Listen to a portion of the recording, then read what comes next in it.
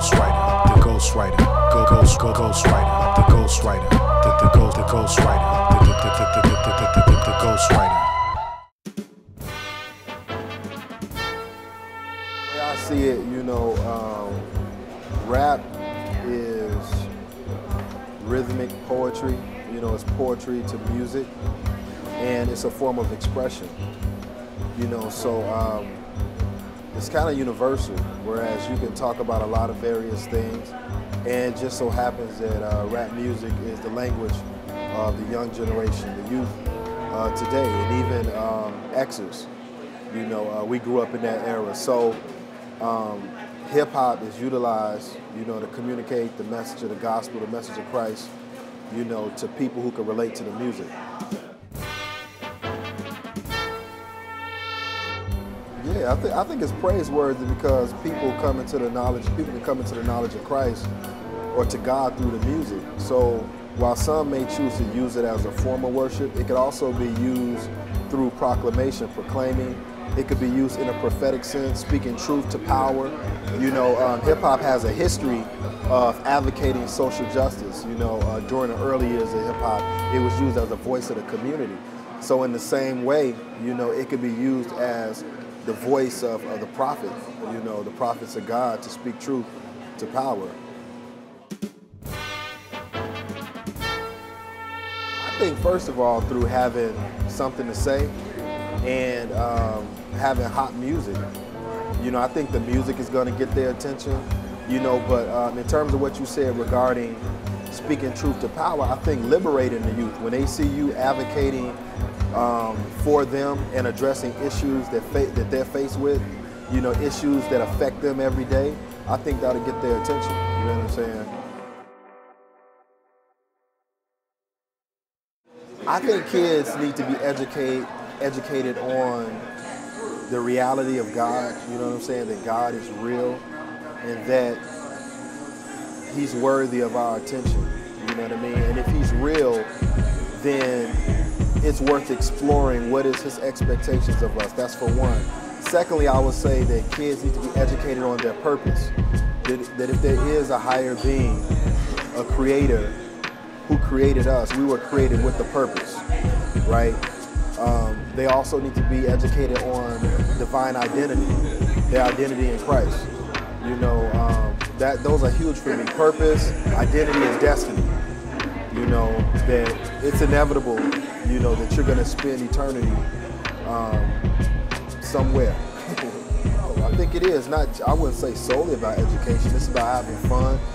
Hip-hop started as party music. It got into conscious, gangster rap, and those various things. I think you have a breadth of different topics and different genres, even within rap music. So it's not just about education, but I think education is very important.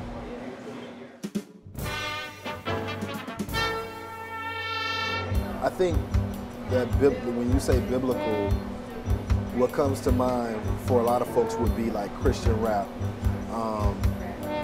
message rap, or religious rap. And I would say more so we need a conscious rap that's infused with spirituality and truth.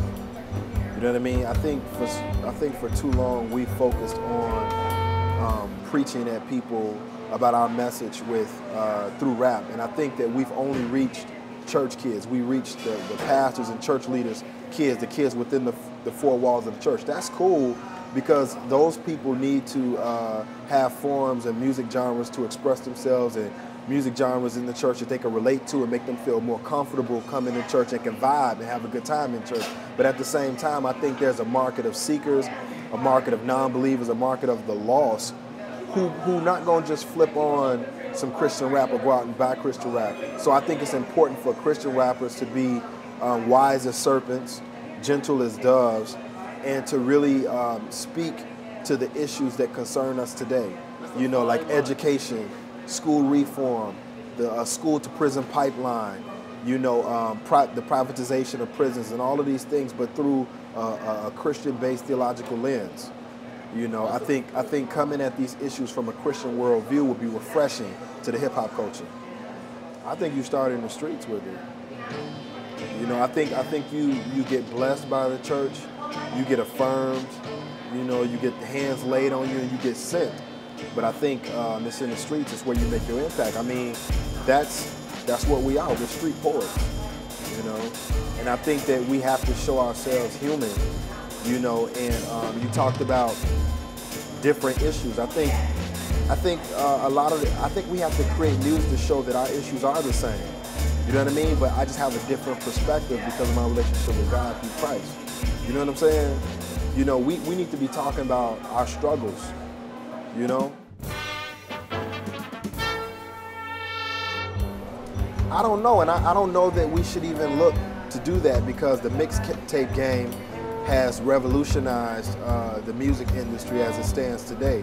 You know, the industry isn't doing too well, you know, units aren't selling, and you see a lot of cats like Drake, J. Cole, who are blowing up off of mixtapes, right? So they're getting discovered by putting free music out there that's so hot and getting such a huge following, right, that the labels are coming after them.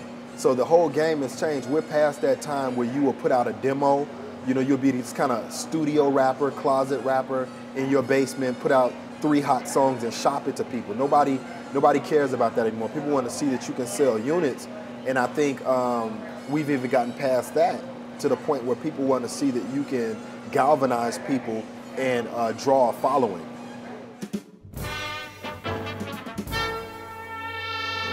Yeah, that is such a great point. And I appreciate you listening to my music and really finding it appealing and aesthetic. But yeah, I agree totally. I think that we make a mistake by making our music for young people. If you look at the most popular rappers out, you know, Jay-Z and Lil Wayne, you know, I don't believe that they make their music for young people. I think that they make music they consider hot to them and to their peers. And it just so happened, like when I was a shorty, you know, we were always trying to act older than we were, right? I was hanging out with my older brother and his friends, and he was hanging out with older people. When we were high school, we were trying to hang out with college kids. So the young people are looking for somebody to look up to. I think one of the biggest mistakes a lot of youth leaders, church ministers, youth pastors make is they dumb their music down and cater it for young people, and then it sounds really inauthentic and really immature.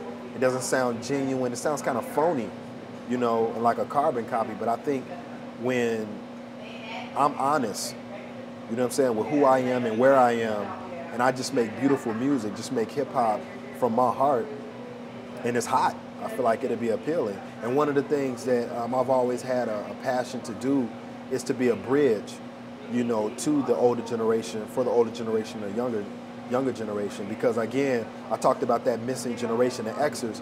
We have the social skills to sit down with the elderly and respect them and have conversations with them, but still can speak the language of the young people and reach them. But I think there's this gap, you know what I'm saying, where the young people don't have access or the older people don't respect the young people. It's just this divide. And I think we have the potential and capacity to be that bridge. I think the forum is online now. I think that the internet has made the world smaller, and I think that the forum is online, and through traffic online, you know, shows will emerge, you know, opportunities to showcase your talent, which will give you notoriety and so forth. But I think the internet has made the world a lot smaller, you know, through Facebook, Twitter. I think online is the place to be.